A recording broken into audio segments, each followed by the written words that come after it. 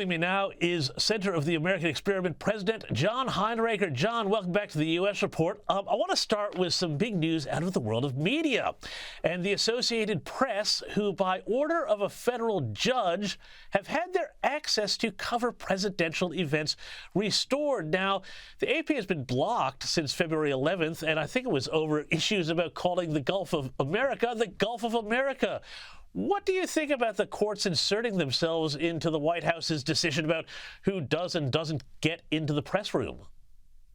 This is actually kind of a funny story, James, because, yeah, the Associated Press, which has this kind of influential style book that hundreds of newspapers follow, refused to change the name of the Gulf of Mexico to the Gulf of America.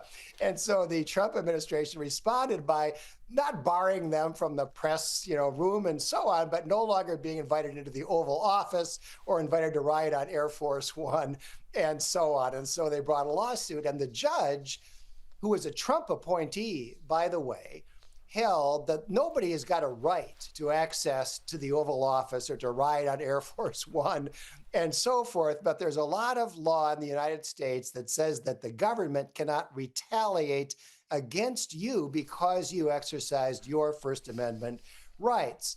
And there were multiple statements by Trump administration officials that said, yeah, that's exactly what we did. We kicked them out because they wouldn't go along with the Gulf of America. So it's kind of a funny case. It was very predictable that the Trump administration wouldn't win it.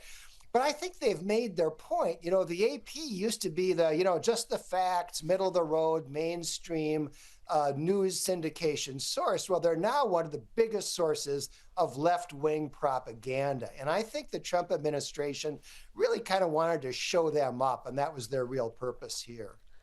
Well, I think the AP, kind of proved the White House's point for them because, we've had previous administrations. Obama renamed Mount McKinley Denali, and we've seen all sorts of things to restore or put, sort of First Nations or indigenous names on things, and they go along with those, but they won't go along with the Trump administration. So it does seem like the very act of their protest was a proof of their bias.